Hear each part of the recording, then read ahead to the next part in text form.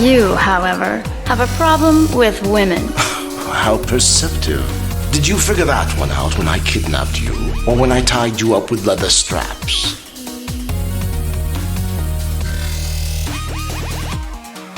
Oh,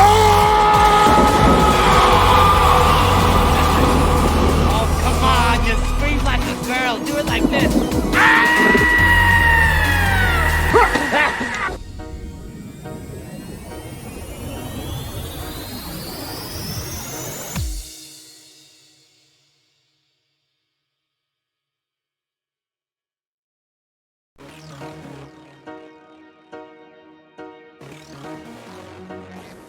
I'm the bad guy? Yeah.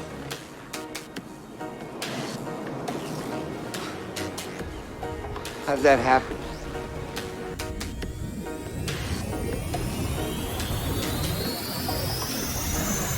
Yapping on all the time. You're lucky you're not next to him. What do you mean? You snore. Oh, I don't. Anyway, you've got bad breath.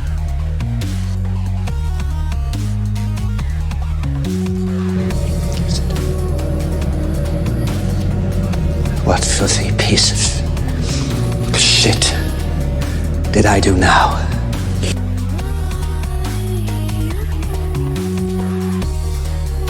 Yeah, pardon my French, fuck those fuckers.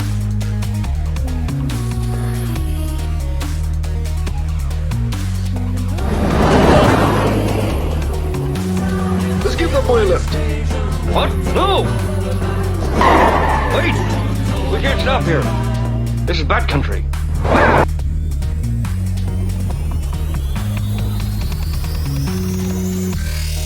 The Three Amigos!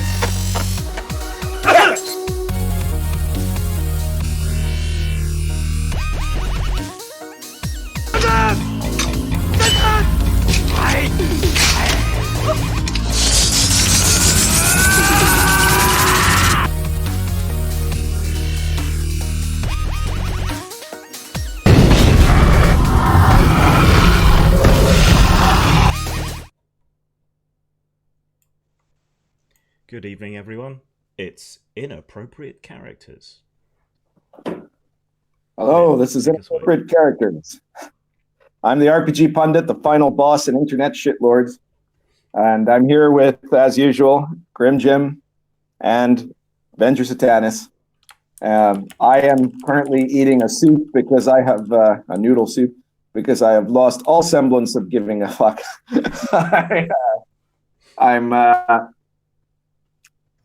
I just can't believe the extent to which SJW culture has reached, because I'm sure a lot of you have seen this already. What we're going to mainly talk about tonight, and this is, there was a consent form for playing an RPG, a consent checklist that we're going to have to, if you're not familiar with it, you're going to have to see, we're going to have to tell you a little bit about some of the entries there.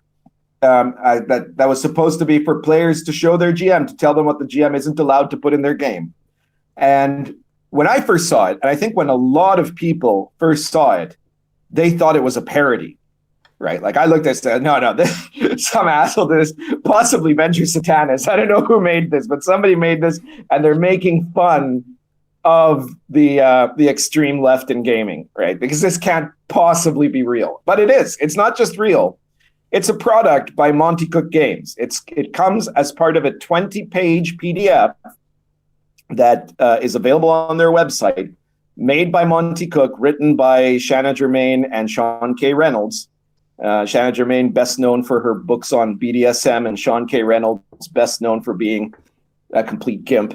They've made this product, and we're not gonna just look at the checklist, which most of you have seen. I'm also going to talk a little bit about the content in the booklet. Just unbelievable, some of the stuff that you hear there. So I think I've done a good introduction there, but if Grim, if you've got anything to add about the context of the thing, or want to set off on what you thought, maybe we should start by talking about the checklist itself and what's ridiculous about it. I think first we need to establish why we object, because the counter argument, hopefully people can hear me better now, I turn myself up a bit, but the argument we get back is, oh, you don't care about consent, or that you're somehow excusing horrible behavior or whatever else. That's not it. It's like these people have never met human beings and don't know that they will exploit these kind of systems and have exploited these kind of systems to punish people. Yeah, it's just this checklist is like what a severely autistic person would do instead of having a conversation, right? It's like I'm incapable of putting together ideas, of making speech. So I'm gonna have this special aid for my special needs where I check off the things that I want, right? Yeah. It's just ridiculous.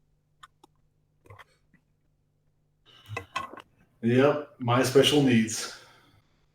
Did any of you guys have that same experience that when you first saw the checklist somewhere on social media, you thought it was a parody? No, I knew right away that it was like, oh God, it's here. I knew this day would come, and now we're living in it. We're living in this reality where, like, any kind of triggered snowflake can claim that, I don't know, that game masters shouldn't use certain content, or that, some people are going to be opportunistic and, shut things down because it benefits them in like a metagame kind of way, or just because it gives them like victim points, or, they'll bring it out to their games or their game master, or the game master will use it solely for virtue signaling, or there's just so many ways this can be abused or misapplied, and it's just basically useless. Because even if a game touches on a certain subject, like let's say spiders or something like that, like what the person that's filling this sheet out in a fervor, like, oh my God, no, mark the red on the red because I hate them. You don't know what the game master has planned, and really, I mean, I like to think that role playing is very similar to real life, but it's not. Just because my character is being attacked by giant spiders in a dungeon, that doesn't mean that I feel that that's actually happening to me. I hate spiders, and yet I have no problem whatsoever imagining that my character in the game, my alter ego, is like hacking and slashing spiders, and they're maybe like starting to crawl all over him or whatever. I mean, if that happened in real life, yeah, that'd be fucking horrible. But this is a game. We're all just imagining it. I mean, you got to be pretty. Someone made an interesting comment on the chat here. Canuck Saram said, "Did any of you see that video of the American Democratic Socialist Party where they're like interrupting each other constantly, going like, oh, point of personal privilege, please stop chattering, it triggers me." Well, this consent form is that in, electronic format, right? It's the same thing, right? It's that they want all of your life to be like that convention, right? Where nobody will get anything done because everybody's constantly bringing up whatever little thing triggers them and then everybody else has to deal with that, right? Yeah, they're all walking on eggshells because something might trigger someone in the past, present, or future on some level, and they don't want to tread too far on anyone's toes or actually do anything or say anything because it might be offensive or controversial or interesting.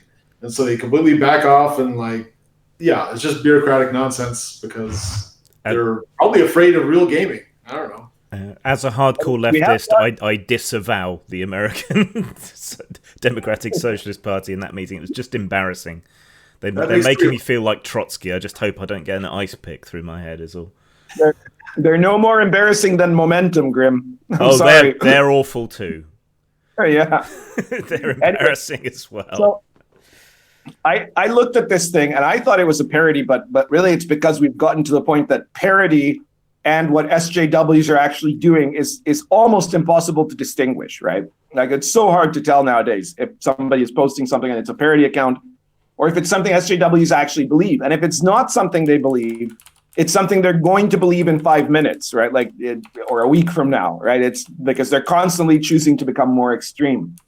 But I wanted to ask you guys, out of the stuff on that checklist, which one did you think was the most unbelievably idiotic? Oh God, all of them. I was surprised to see gaslighting. So if you go to a river and someone's giving you the eyeball and you confront them, they're like, "No, it wasn't." Then some players gonna go into upper and like, "Oh my God, I can't believe you used that. I had a yellow triangle on my sheet." That's so. Oh my God. Gaslighting is an extremely serious problem all along the Sword Coast, and in the vicinity of the city-state of Greyhawk, right? Serious problem here. I can't believe you're making light of it. And it's right next to genocide. So yeah, obviously those are exactly the same for an SJW, right? Yeah. Genocide and gaslighting are pretty much the same crime. For the American far radical left, for whatever reason, and I don't know why, genocide, like talking about the Holocaust, is actually no big deal in comparison to talking about gaslighting, which is very, very serious business. Because they hate Jews. That's why. Because the modern left hates the Jews. Right? It strikes me as weird, though, that it's left-wing people backing this kind of thing, because it's really prioritizing the individual over the collective, right? So you sit down at the table to game with each other. You've got an unspoken social contract with the other people around the table. There's give and take, and it's the group's overall enjoyment as a whole that matters. But things like this empower a single individual to completely override the collective and impose their will on everybody else and ruin everybody else's fun. So there's no greater good to it. That's a very interesting point. But I'm going to tell you why I think they do this. And it's because the collective they care about is not your gaming group. They do not care about you or your gaming group. The collective they care about is their own collective of, Marxist ideologues or whatever you want to call them, and the supposed identity groups that they stand for, though they don't really care about those groups either. Their collective interest is the collective of themselves, right? The Seattle hipster liberals who want to impose their control over the rest of society. Right. And so right. And the proof of this is in the Pathfinder 2e book, they tell you in the DM advice that you have to DM not for the people who are at your table, but also for the people who are not at your table, right? So that it doesn't matter if nobody will be offended by something that happens in your gaming group. You have to act as though there could be other people there that could be offended, right? Which is to say them, right? So the DM advice in Pathfinder says you can't say a joke that somebody could theoretically find offensive, even if nobody in your group would find it offensive, right? That sort of thing. So that's the collective they care about, is themselves.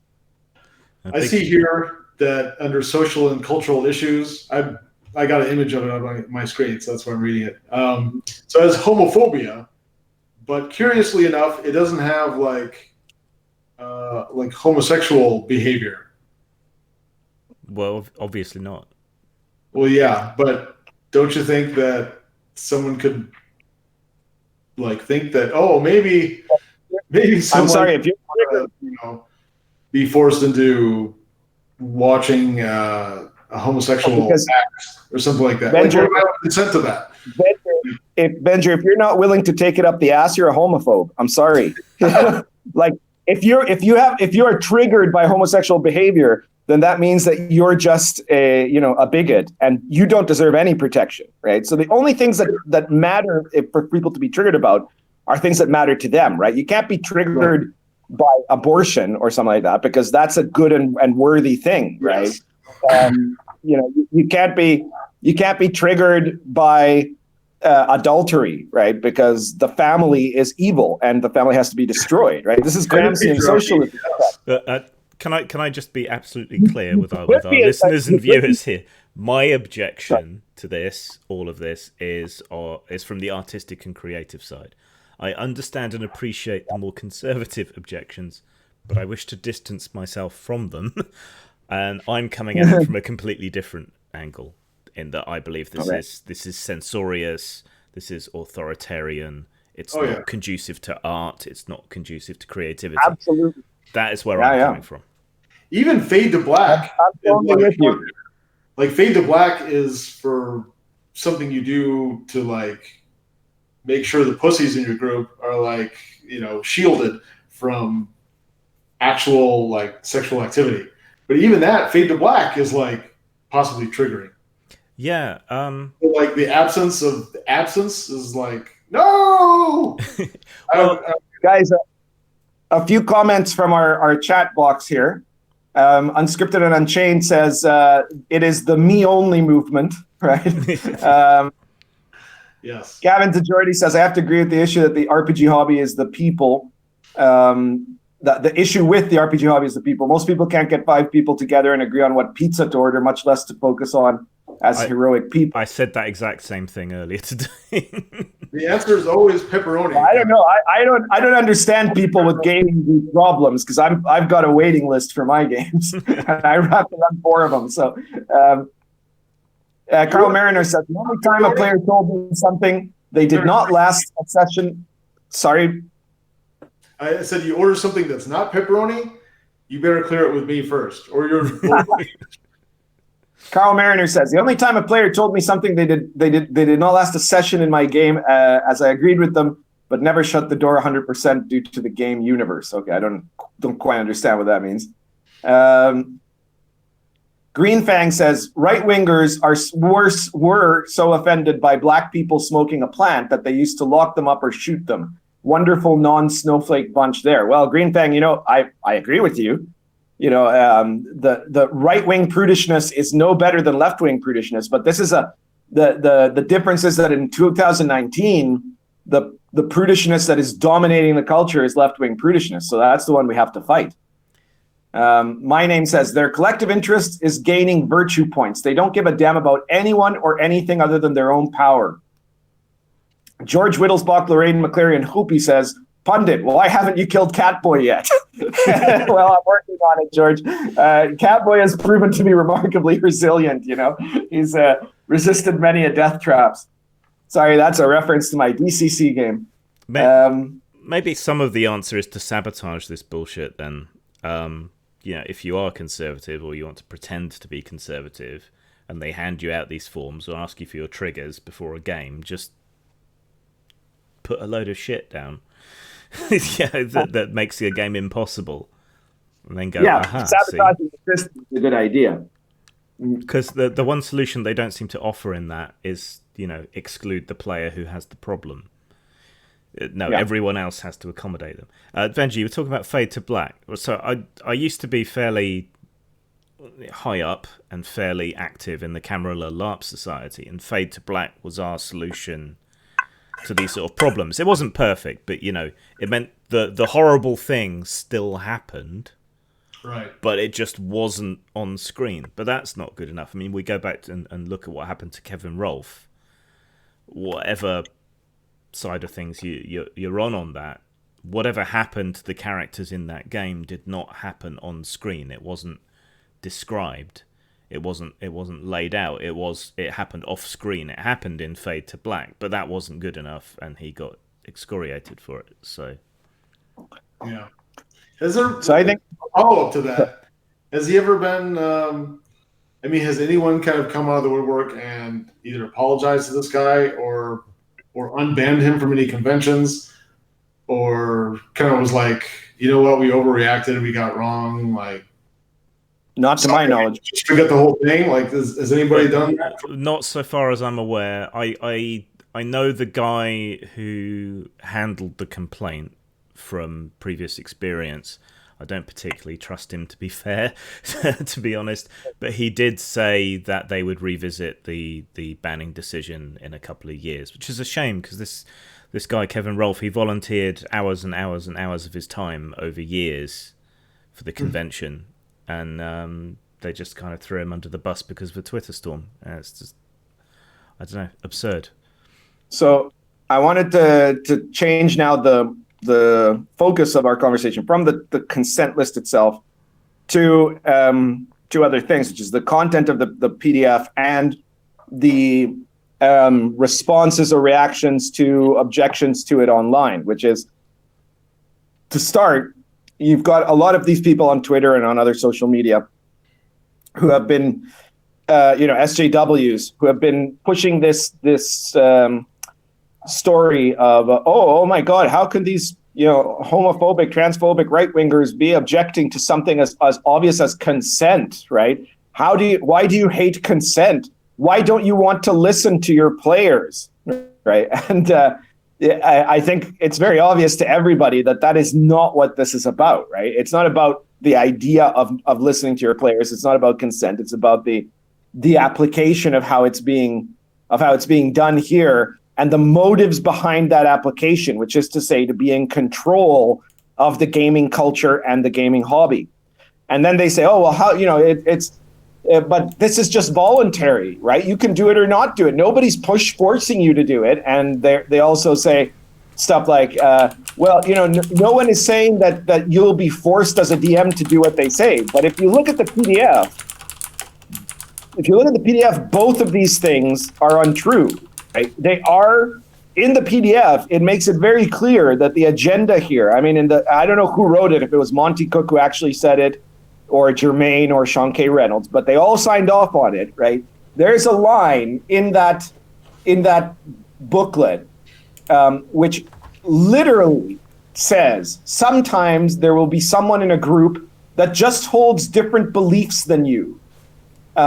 And some of those beliefs might be downright offensive or make you feel unsafe, and no RPG is worth that, right? So this is literally the design purpose of this booklet, and the pushing of this booklet is for the purpose of saying that gaming groups should only consist of people who believe in the same things you believe in, right? If someone believes something different than you, they shouldn't be gaming, right? They shouldn't be gaming with you, but they probably shouldn't be gaming at all.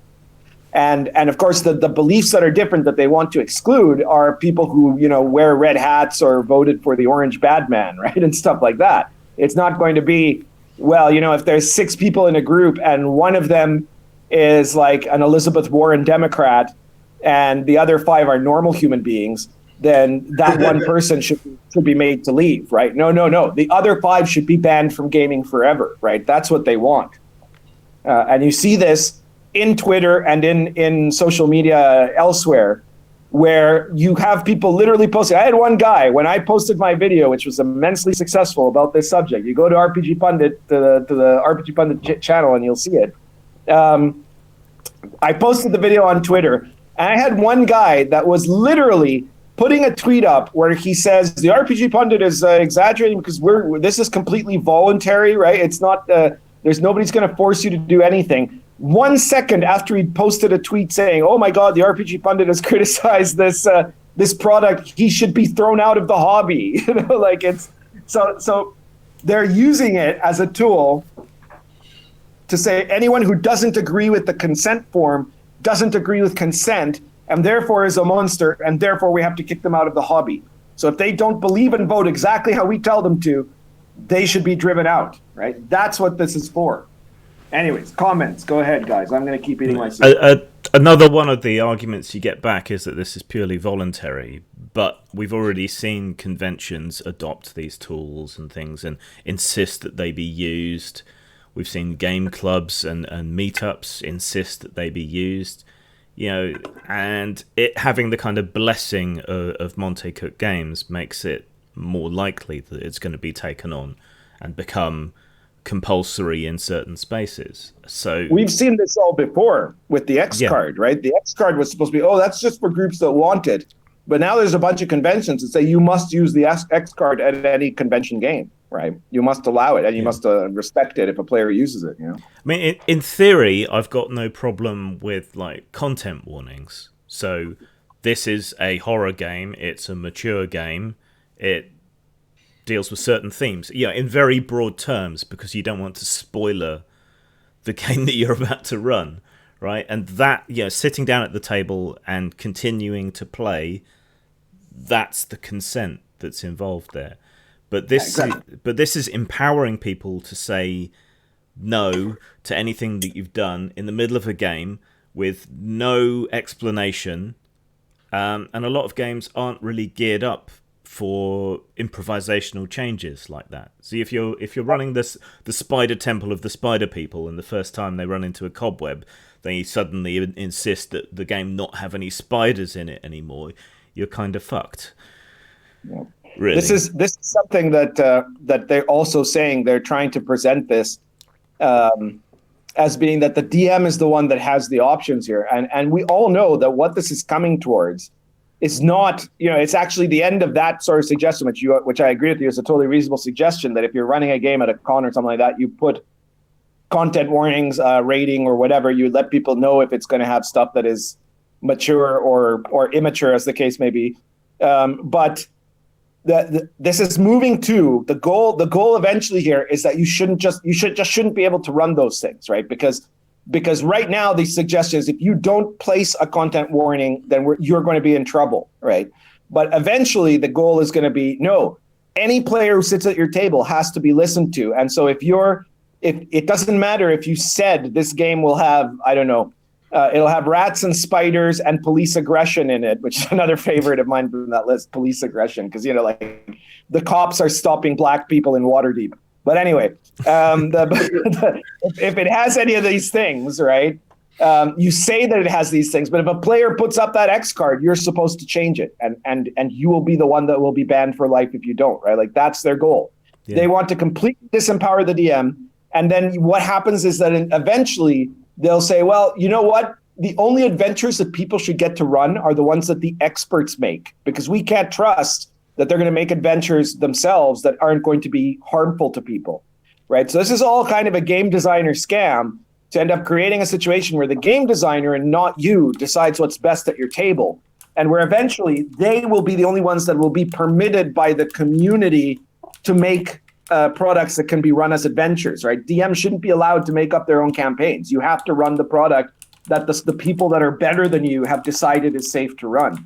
It does start to sound like a conspiracy theory, and I know in the very beginning of my interacting with the pundits, I was like, no, like, you're going too far, like, things are like How that. many times have I been right?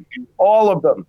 But the more I saw, those sort of people, they never stop. And if you give them an inch, then eventually they want a whole mile. And so I believe what you're saying, and I think I can imagine that, it might start with like the DM's Guild, like adventures.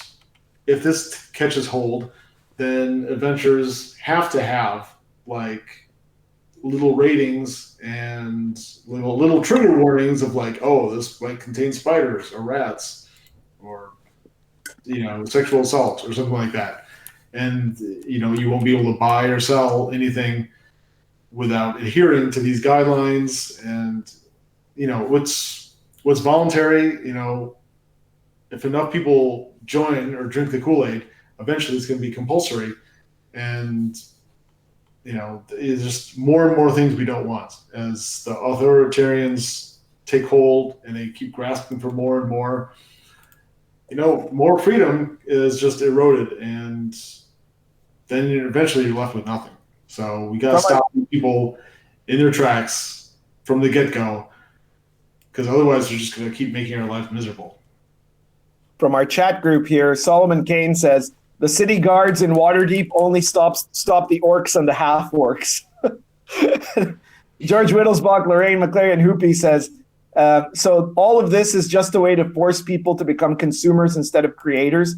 Well, basically, yes, but it's mainly to promote the idea that only a certain special pseudo-intellectual elite should get to control gaming and should get to tell you what sort of games you should be allowed to play. This is not a new idea.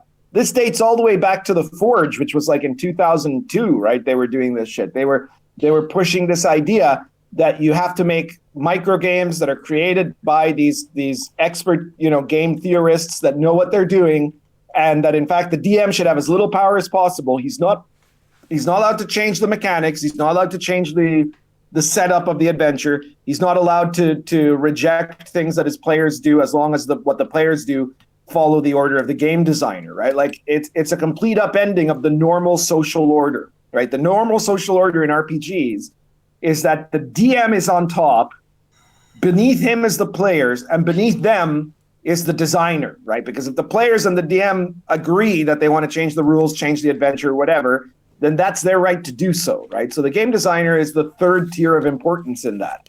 They want to change it around so that the first tier is the designer, the second tier is the players, so that the players can collectively dominate the DM, and the DM is powerless, so he's in the third tier. All because they had a game master one time that either screwed them over or didn't listen to their petty concerns hard enough, or maybe it was just a bad game master, and that that happens. That doesn't mean that the game mastering profession or philosophy is screwed up. It just means you had some bad sessions and maybe a bad game master or two. You just find a different game. You don't redesign or restructure the entire hobby to suit or to make up for your couple bad experiences. That's throwing the baby out with the bathwater. Is it Monte who had some kind of links to Zach Smith, or was defending him or running interference, or was it someone else at Wizards that was more associated with him? I don't think it was Monty Cook. If you're talking about consultants, no, because remember that Monty Cook left the 5e project very early on, according to some people, because I was the one that got him fired. But I'm not gonna claim that that's true, of course. But Cook was saying all kinds of crazy stuff at the beginning. He had his own agenda, and it didn't. He decided to move on, I guess. Yeah, he's responsible for 4e. No, Monty Cook was one of the designers of 3rd edition. Him and Jonathan Tweed together made 3rd edition, and they were generally considered. Both of those guys were considered kind of for a while like the Lennon and McCartney of game design, right? Like they're both tremendously clever. I think Jonathan Tweed is much more is actually a much better designer, but and that Monty Cook for some reason got more credit than Tweed did, but. There you are. So he's been in trouble with the woke mob before himself. The succubus creature in Numenera. I can't remember what it's called. I was kind of wondering how much of this might be damage control or reputational management, that sort of thing. I'm not 100% sure if that's the case or not. Well, what I have heard, and maybe some of the people in our audience can confirm this, because so many people lost their shit when Donald Trump was elected, right? And a whole bunch of these gamers for her, right, just went completely nuts. And as I understand it, Monty Cook was one of them, right? Like he apparently was major Trump derangement syndrome. And so I think that might be what really changed for him and turned him to the dark side, as it were. Mm. There is something quite important I want to touch on in relation to this. One of the big excuses is about the supposed benefits to mental health, right? Of having all this stuff here. I have pretty bad mental health problems for which I take a plethora of drugs, and I keep up on the literature. And from what I've read, the idea of trigger warnings, content warnings, this kind of severe control over these sort of things isn't helpful to people with mental health issues. And certainly in my personal experience, it isn't helpful to be kept away from anything that might otherwise upset you. Yeah, gaming is a safe environment where you cannot be hurt, and where you can explore these things and where you can gain a little bit of resilience. I mean, as a games master as well, I'm not your fucking therapist, fuck off with that shit. But at the same time, right, this is a safe place for me to encounter the things that upset me or set me off, or to escape from them. And dragging this kind of real world bullshit into the games is not helpful. Shielding people from things that might upset them, but in a safe environment where you can encounter it and you can gain that resilience. It's counterproductive. It's not good for people's mental health to do this. So that excuse doesn't hold water and may actually be counterproductive, if anything. All the psychological literature points to trigger warnings being completely counterproductive, right? Most of what I've read says it's at least useless and probably not good. Psychology is one of those fields where replication is an issue, so it's hard to get anything definite or graspable. But the consensus seems to be that they're not helpful, at least. Yeah. So a lot of different reactions were happening to all this. Sorry, lighting my pipe here. And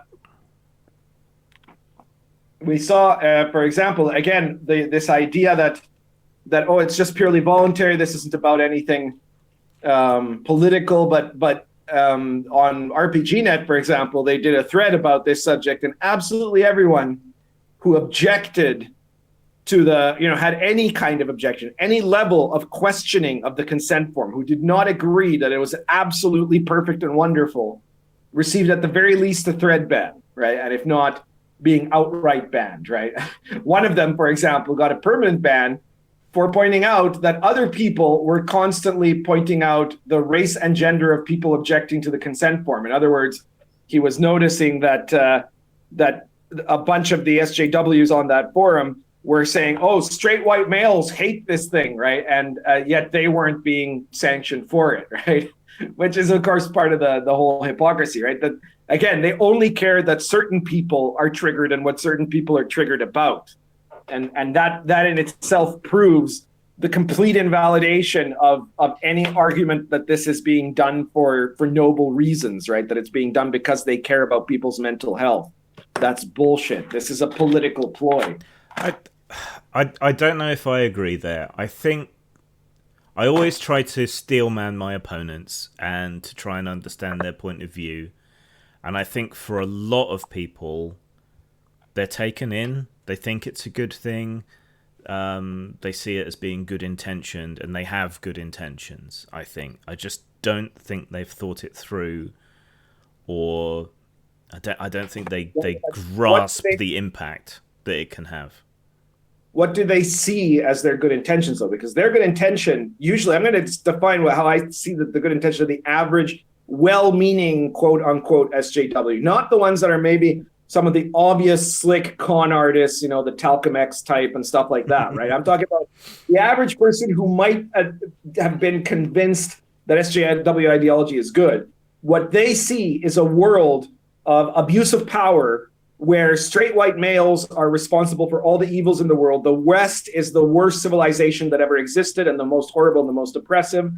And that everything like this consent form, is a part of the tool to destroy the evil control of completely unwarranted privilege of straight white males, right? So even there isn't, this is still a completely malicious ideology that they might be following in the sense of having of believing that they are doing good, right? But a jihadi bomber believes they're doing good, right? That doesn't mean anything. They're still dedicated to something that represents the destruction of the entire Western liberal ideal, right? The ideas of liberty and equality and property and pursuit of happiness and all of that, right? Well, I've done several videos on this, and one of the people that reacted badly to that was Satine. I know she kind of unpersoned me recently under pressure and so on, but I've still got a lot of time for Satine, and I think she's a genuinely nice person who's trying to be a good actor, an honest actor in all of this. And I think for her and for a lot of people, they're sold on the idea that this will increase tolerance, make gaming more open and friendly to people. And maybe I'm just a horrible cynic, but I don't think that's the case. I mean, everywhere you look where this topic has come up, there's conflict over it. And not everybody who is objecting in every way is some kind of horrible far-right, alt-right shitlord or whatever. There's plenty of people like me whose concerns are about creativity and authoritarianism and how this is going to end up being enforced and all the rest of it. But there are people on the other side who I do think are well-intentioned. They want gaming to be open. They want it to be friendly. They don't want anyone to be upset. And they prioritize that more in their personal sort of, I don't know, moral philosophical schema or whatever, than I do, because I prioritize creativity and freedom and openness and all of those kind of things. And so it's our overall moral schema that are in conflict. But then there are also the bad actors as well, right? I'm not denying that they exist. They do. It's also a line in the sand of the culture war. I think a lot of people just instinctively see that or know it. They realize that if they adhere to this, that is like an attack on the people that hate that sort of thing. And the people that are attacking it know that they're striking at the root of the people that they strongly disagree with or hate or are afraid will take control. And so I think that's why this has become such a hot button issue, is because you can clearly see that there's two sides, and this consent thing is, clearly going to be loved by one side and loathed by the other. And it's designed. It's an easy way to make warfare on the other side and score points or take casualties. It's just human beings doing what they do best, just hating and attacking and killing each other. I mean, not literally, but it's just warfare, just like everything else. And this is a great thing to start the war all over again. Venture, you've got a point here that this thing was pretty much designed in every element of it to look, to act, to be set up for certain people to love it and for certain people to hate it, right? Like it was that you could, in theory, this could have been a subconscious thing, but in practice, it was inevitably going to create that effect, right? Because it's been set up that way. And it has all of the right language of one side of the culture war. It has all of the right, even the color, the design of it, everything about it is made for it to be immediately appealing to a certain group of people and immediately unappealing for another. Right. Yeah. I think Cook wanted to reach across the aisle and be like, you know what? There are a lot of people that might benefit from this on both sides. And I don't want to reach, or overreach too far in one direction. I want, there to be somewhat consensus. And I want moderates and centrists and people that are kind of sitting on the fence to also be happy and apply this to their own games. And he could have made it less, stupid. But he also could have, appealed to the other side by, I don't know. Yeah, but if reasonably talking about like why a minority opinion, like one guy out of 5 or 6, if he doesn't like it, I don't want to say bending him to their will, but but they say the opposite. Be more accommodating. But as you said, Pundit, like the opposite seems to be true. He wants if you look at the text, to be able to like authoritarian style, like derail everybody else's fun because of his one issue or her one issue that could potentially just ruin the whole game. So if you look at the text of the PDF in there, even though on Twitter and so on, people are saying, oh, well, this isn't a tool to make players be able to control the DM. In the PDF, it makes it very clear that that's exactly what has to happen, right? Because it says that you as the DM are not allowed to question what somebody is triggered by. You're not allowed to ask, in what way is it triggering or why is it triggering or anything like that, right? You're not allowed to say no to the person that is triggered, right? And of course, that's a practically a fundamental life value for the SJW left, right? Like that nobody can question my feelings, right? And that's it on paper. So this is very clearly made so that a player who is a left-leaning player who falls into that paradigm of the SJW idea of feelings over facts, of my feelings trump your rights, all of that stuff, right? That they will be able to dominate any table they go to, right? I've immediately forgotten what I was going to say there. Maybe we beat this horse enough. I don't know. Is it a dead horse? It's such a huge subject, though. I mean, we could do the entire episode on this because there's so many implications. There's so many reactions. Oh, I remember what I was going to say. I'm kind of heartened by the negative reaction to this because it isn't just one side of the culture war that's reacting negatively to this. I mean, who the fuck is left on RPGNet to dissent? And yet we're seeing mass bannings and all kinds of stuff going on there.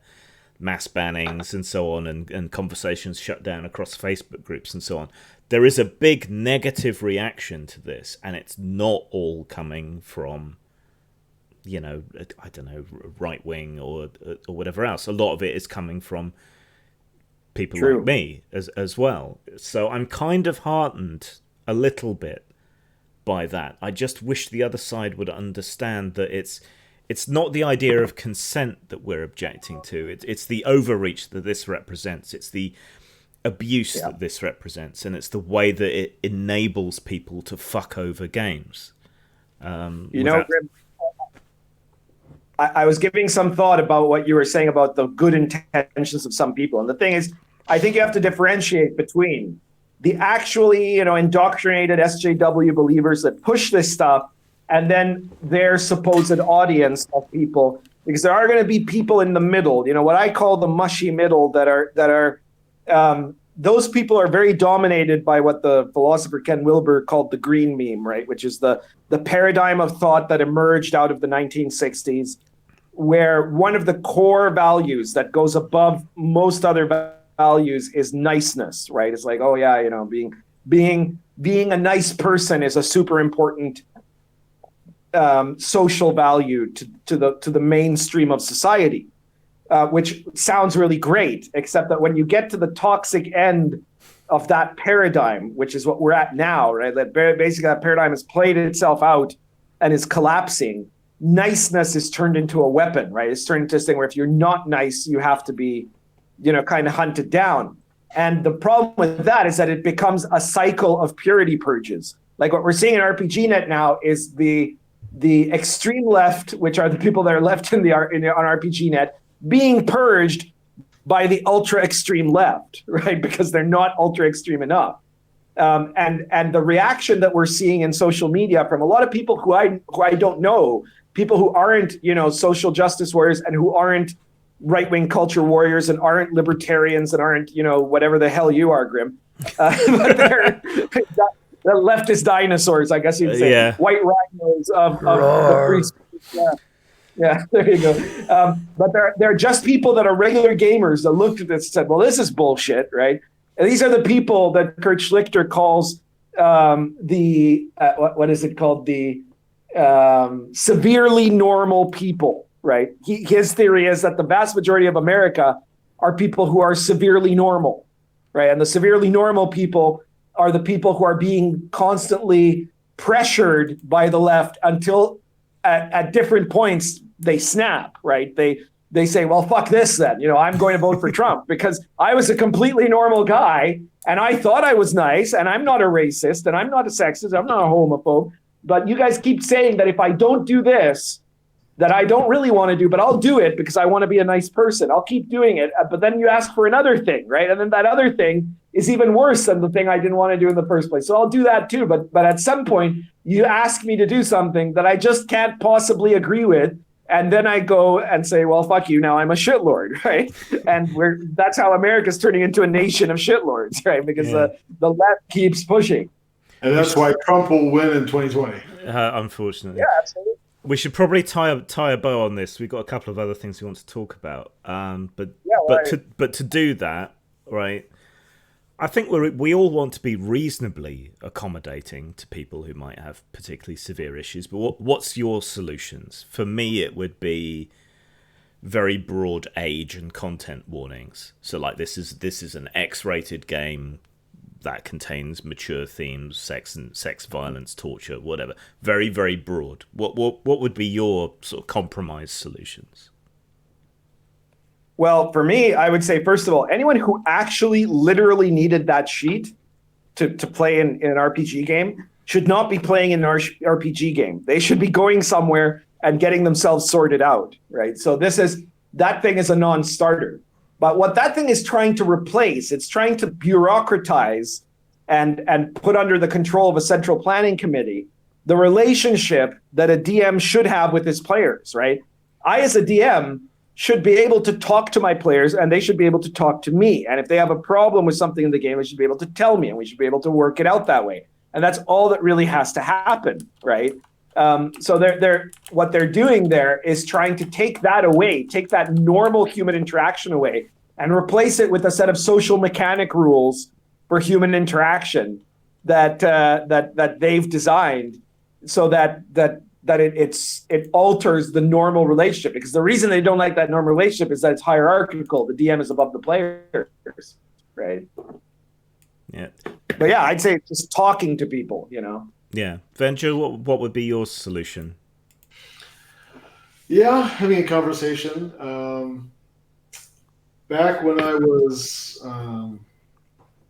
organizing games with people I didn't know, like through Meetup,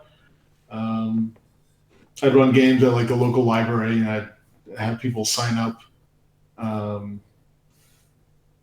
Meetup and then email me if they had any questions or if they wanted to talk about stuff before the game, because we couldn't usually meet in person because it would just be a hassle. Wait! You run games at the library? Do you run Alpha Blue at your local library? I have actually. The first playtest of Alpha Blue was at the Madison Public Library. And was that before or after the drag queen story time? Oh, this was before. This was like 4 years ago. So this is before that became a thing, is what I'm saying. Oh, I see. But we were in our own little room. We were in a conference room. Because obviously, we couldn't talk. You weren't doing it in front of the children then. That's good. No, we were not in front of the children.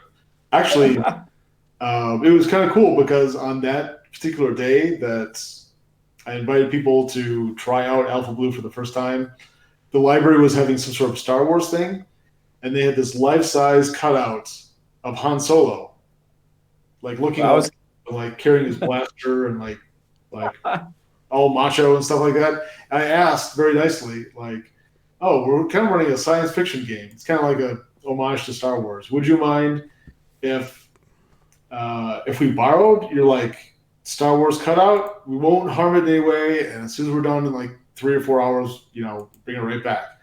And they're like, yeah, I think that's cool. So we got to have Han Solo there, pretty much looking at us the whole time we were playing Alpha Blue. It was awesome. But anyway, so moving on then, is Alpha Blue an OSR game or not? Fourth wave. Well, I pointed out in a very successful video of mine in my YouTube channel, go check it out, RPG Pundit, that Alpha Blue is not no matter what someone says, it's not an OSR game because OSR has certain rules of design. And I mean, we've had this argument before. I don't know why you keep trying to continue with it because it doesn't matter. Because you keep saying it. So I have to keep defending. And I put out a very, very unsuccessful rebuttal video, which I think 5 people watched and 1 person gave a thumbs up.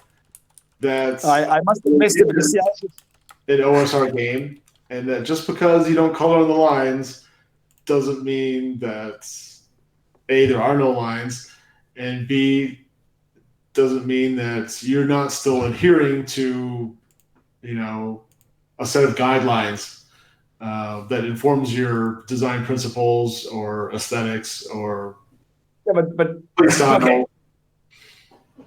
First of all, I'm sorry I didn't see your video, but I have this disability. I'm unable to see videos with less than 100 views.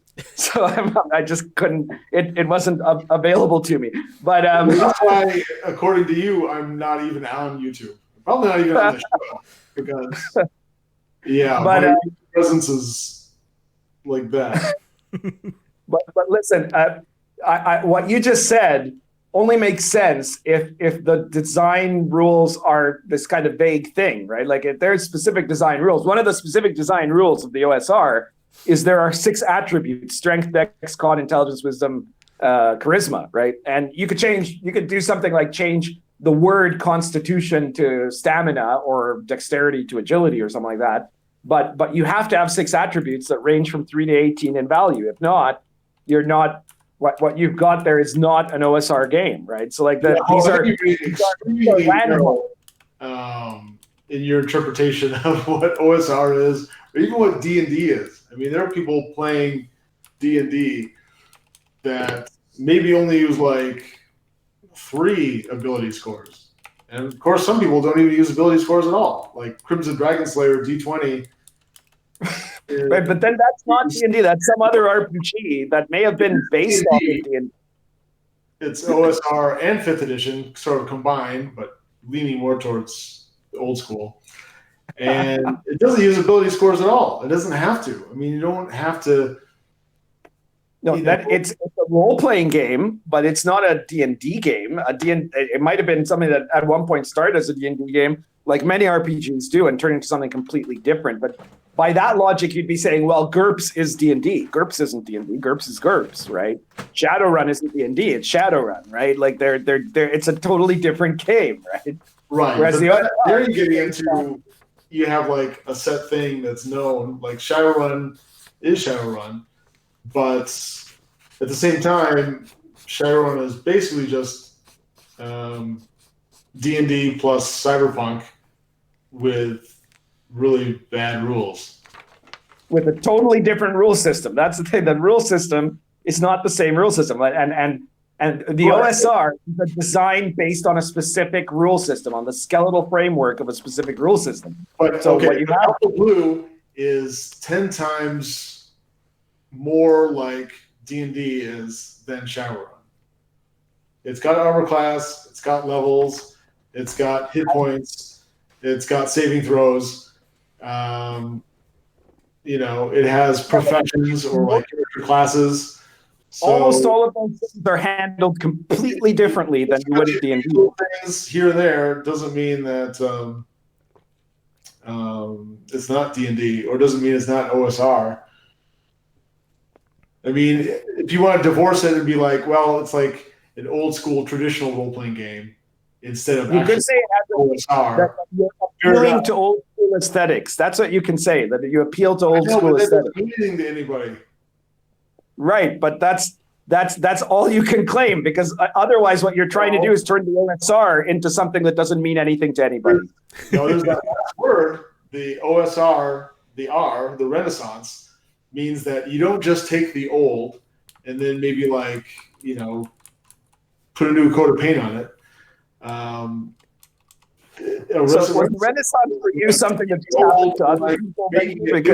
Or like taking old principles and like putting new life in them and making something that's, an I don't know if you know, historian by profession, right? And the Renaissance, the reason that the Renaissance is called the Renaissance comes from Renacimiento, right? The rebirth, and it started as an aesthetic and artistic movement, right? Which was that a bunch of Italian artists around the late 14th, early 15th century started looking at the ancient art of the Romans and the Greeks. And then what they did is that they rediscovered some of these rules of art that existed in that period, stuff like perspective and the idealization of the human form in sculpture and things like that, and said, we want to remake this. And but they wanted to remake it in a way that was creative and new. So that they've created, you can immediately, if you look at like a portrait, by a Renaissance master, and you look at a painting from a Roman fresco, you can tell which one is from the ancient Romans and which one is from the Italian Renaissance. But they follow the same rules, right? And so you can't, the early inspiration and the things that they were following. They didn't want to try to make an exact copy. As you said, they want to use like the fundamentals. Right, but then you can't say that Impressionism is Renaissance art. It's not. It's a different thing. And I'm not saying that either. I'm not making story games, and I'm not making stuff like 3.5 or Pathfinder or something like that, which is like modernist D&D or something like that. What I did is I took the old school principles that both you and I, and I'm sure Grim Jim grew up with, and I divorced myself from a lot of the new modern. You took the old school, and create something that was new and fresh, but that adhered to what came before. You took like old school aesthetic and style. No, you keep using that word. I don't think you know what that word means. Old school principles means the rules of the D&D system. No, you didn't do that. You took the old school aesthetic. You took the old school style, you can say. This is clearly going nowhere. For me, if I have one comment on this, just one. Go ahead. For me, the fundamental difference is that the OSR is about emergence of story rather than trying to create story via the rules. Story emerges through what you do and what happens. For me, that's the fundamental philosophical design difference. So that's the fundamental philosophical difference. The difference between traditional gaming and sort of new age gaming, but it's not the fundamental design difference, right? Like the fundamental design principle is the old school D&D rules. But I think because there are other old school games that have people play again after giving them up for 10, 15, 20 years. Like, RuneQuest or West End Games, Star Wars, Call of Cthulhu. I mean, that technically is part of the Renaissance. Those aren't OSR. They're old school games, but they aren't OSR. They're their own thing, right? And they have, some of them have like basic role playing, the system that Cthulhu and RuneQuest come from, are having their own renaissance, right? That there's a whole bunch of games now based on that mechanic, on the BRP mechanic, including Raiders of R'lyeh, which I consulted on, and a number of others that are springing up now using those old mechanics, right? But Raiders of R'lyeh isn't an OSR game. It's a game that is using the old school basic role playing rule system that informed Call of Cthulhu, right? But you don't call out the Venetian Renaissance and the Milan Renaissance and the Brussels Renaissance, or the east part of Rome or Italy. I don't know, the southern part of Italy Renaissance. It's just one big. That's the beauty of the Renaissance. It's a big tent. It's like one big movement, and there are a lot of different little pieces and things going on within that Renaissance, and that's why everybody can celebrate it kind of together, as long as they don't stray too far. I'm really losing you there. Shall we move on? You guys aren't going to resolve this. That's true. I also have to go because You got to It's go. time. And yeah, I've been run ragged this weekend by my 5 kids. Oh no. It's like they throw like this giant frat kegger every single day, and I just kind of like have to hold on for dear life and make sure that they and all the property doesn't get destroyed amidst the fun. Avenger Satanus is enemy number one of the Foucaultian wing of the SJW movement. He's the living representation of the nuclear family that must be destroyed. You know? I'm the patriarchy, bitch. That's right. All right. Take care, mate. See you soon. See ya. All right. We'll see you soon. So a reminder to everyone else, if you want Avenger to be able to stay longer, please support Inappropriate Characters on Patreon. The more Patreon backing we get, the more likely that his wife will let him stay up late and actually finish a complete episode with us. Speaking of which, I haven't gotten any Patreon money in quite a while, guys. I don't know what. He's clearly pocketing it all, that, spending it all on tentacle surgery or something. I guess so. We'll have to talk to him about that later. A few comments from the crowd before we go on to the last topic of the evening. Dracopole says, the DM with tough love is doing more for the troubled gamer than this consent form. That's a good point. My name says, being nice does not equal being good. Being good doesn't mean you're nice necessarily. Canucks Aram says, fellow Canadian here, please let's not bring Canadian politics into this fine stream.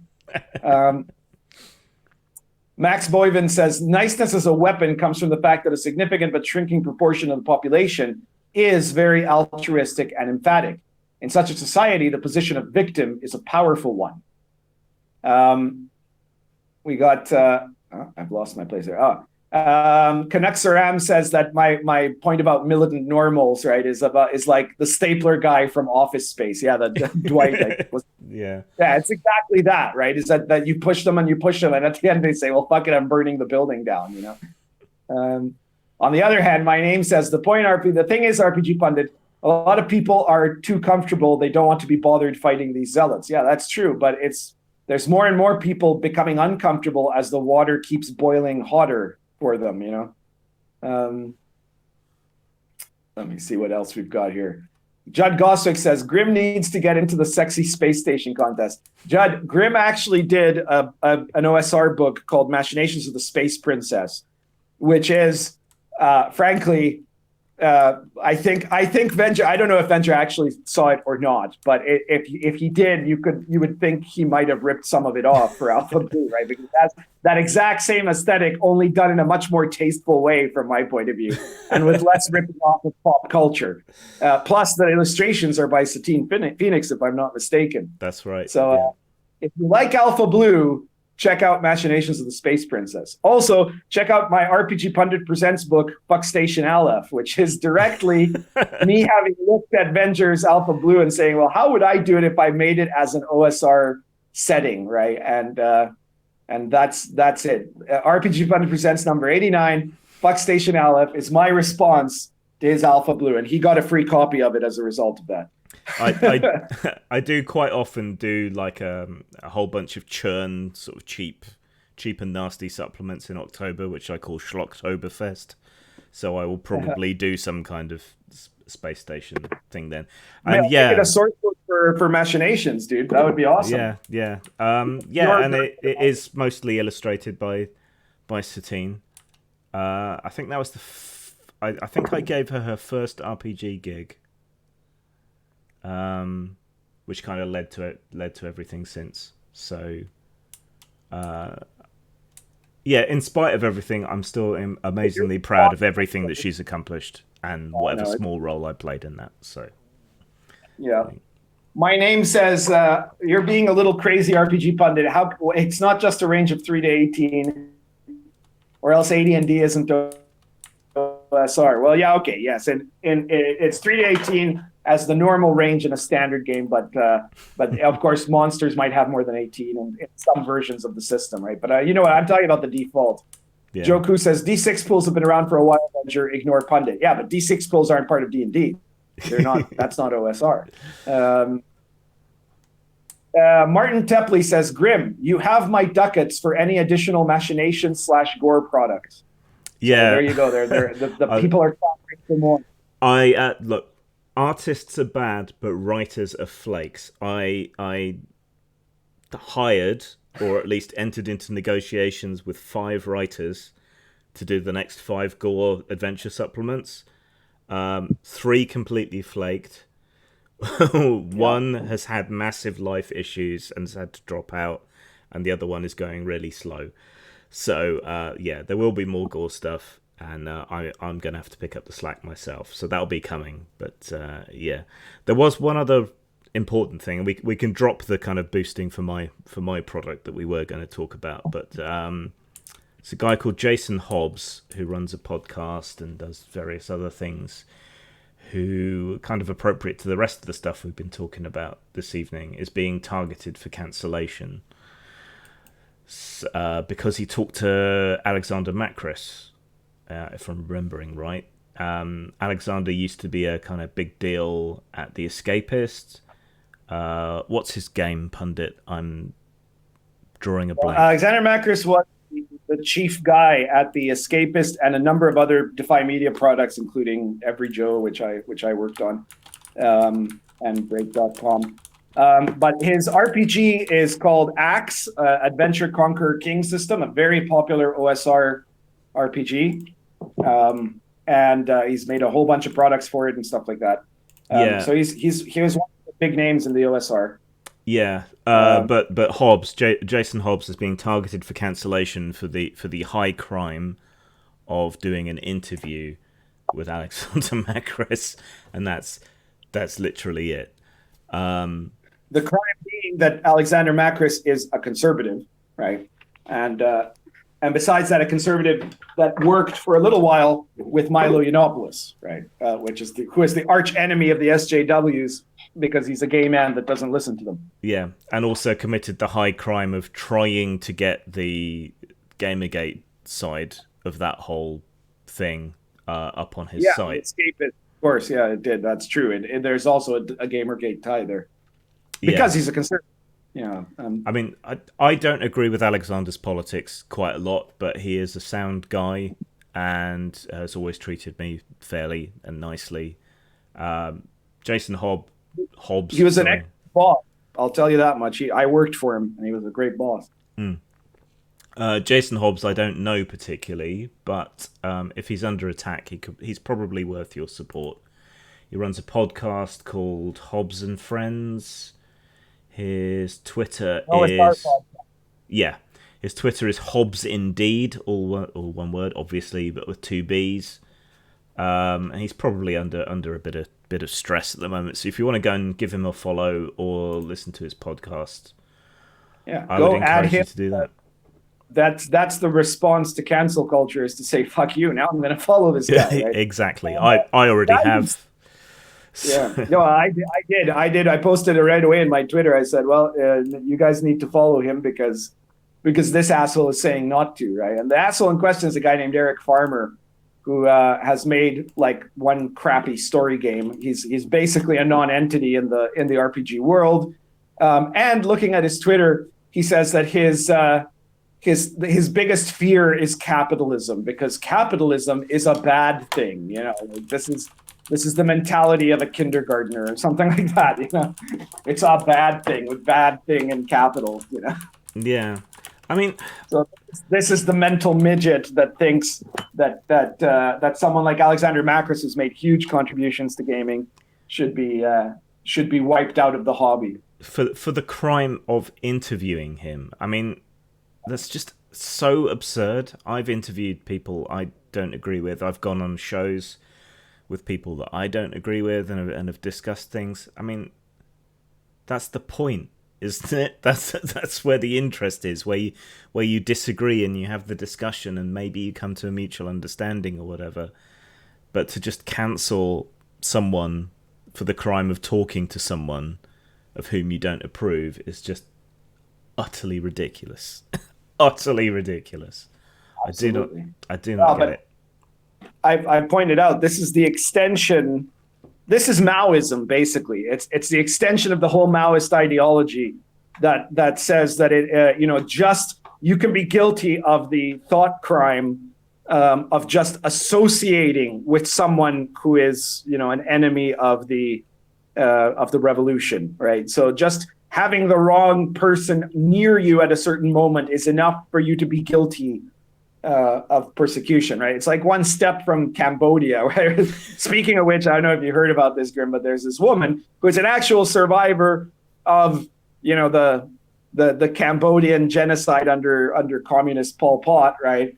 Who made a video pointing out that the sort of demagoguery that the Alexandria Ocasio-Cortez crew, the squad, the sort of stuff that they say is just like what the Khmer Rouge and Pol Pot said at the beginning of their movement, right? That this is the what they want to lead America towards.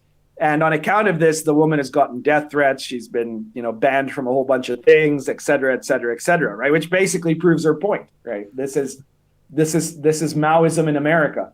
Yeah, I think there's a lot of misunderstanding on both sides there. I was kind of heartened to see, the guy who I call Ben Shapiro the poison dwarf, and I find his method of delivery and so on annoying. But even he was kind of starting to accept and understand what was meant by socialism in relation to Scandinavia and Norway and so on. But I don't think people like Ocasio-Cortez understand what socialism is in that sense any more than a lot of right-wing demagogues too. There's just I don't know, lack of political education I could go on for hours about, but fuck's sake. We should probably wrap up. We've gone a bit over. Obviously the whole consent topic was kind of important. Yeah. So we got anything to shill? Well, continue to pick up my RPG Pundit Presents series. I always tell people, I think I've mentioned this before here, but on my channel, at the end of every video, I mention to people that I have a Patreon page, and I tell them, but don't give to me on Patreon.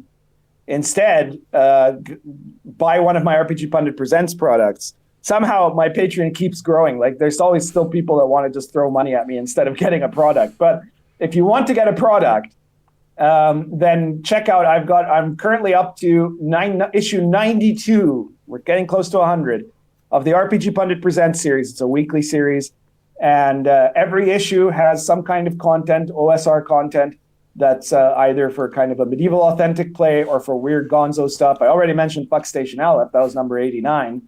And the last few that we've had are number 90 is medieval authentic secret societies, which are, secret societies that are based on actual medieval movements and contexts.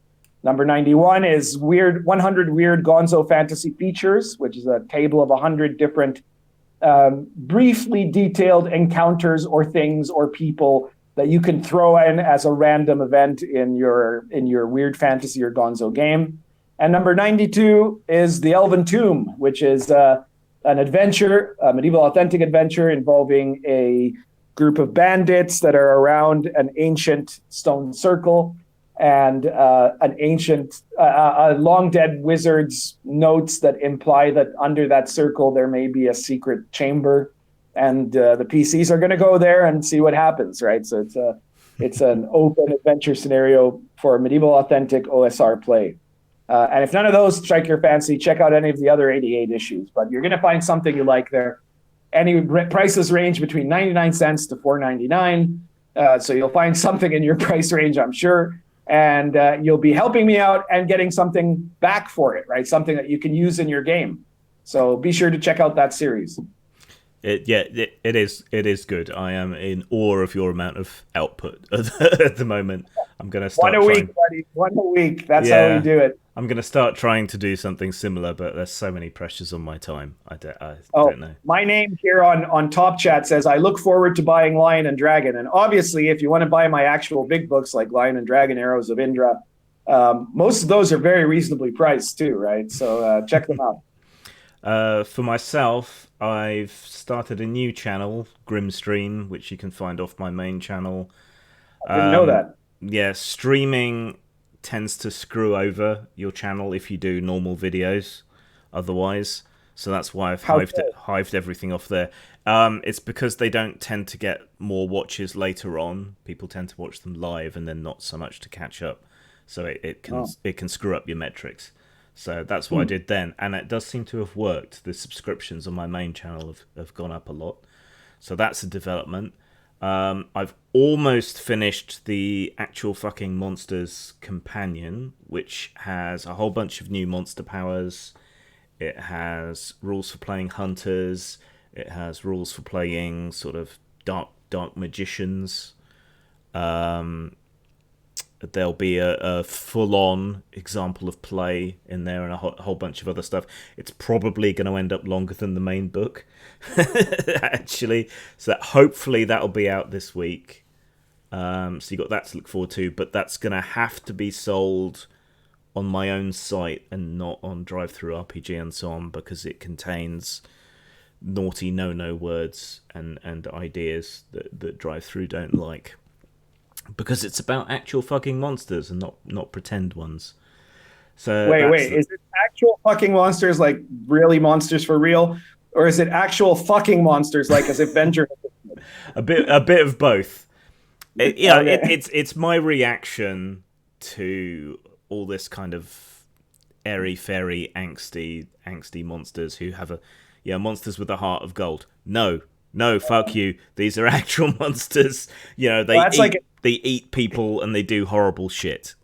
So, that's like in Lion and Dragon. In Lion and Dragon, in the medieval authentic context, right? Anything that isn't human is a fucking monster, right? It's something that is directly harmful to human life and sometimes to the human soul, you know? Yeah. But we've passed a landmark on this channel, actually. We've just recently passed 500 subscribers. 500, yeah, that's awesome. Thank you guys for subscribing. If you haven't already, be sure to subscribe and hit that notification bell, because we're a bit erratic about when we actually do an episode, so you don't want to miss it. Yeah, though hopefully we'll be back on form now, because we were kind of thrown off by all the changes at YouTube. Hopefully, I mean, this has been a bit touch and go, but we'll be filming again in 2 weeks, I guess, on the 29th, I would say. Yeah, maybe something like that. Anyway, failing that, I guess it would be 2 weeks after that, on the 13th of October. Yeah. Right, so we'll say good night. Take care, everyone. Have a good one. Share the channel. Get people to sub. Yeah, share this video. Yeah, that is actually the best thing you can do currently, is to share the video, because things tend to get downlisted and wiped out. But yeah, good night all. Take care, everyone. Currently smoking Lawrence Eddy Egg plus Blue Boar. Currently drinking Captain Morgan Black Spiced, which I know Captain Morgan's a bit cheap, but this one's really good, actually. Right. Later all. Bye. Bye.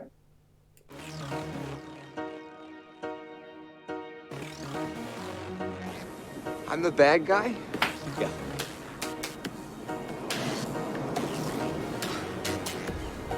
How'd that happen?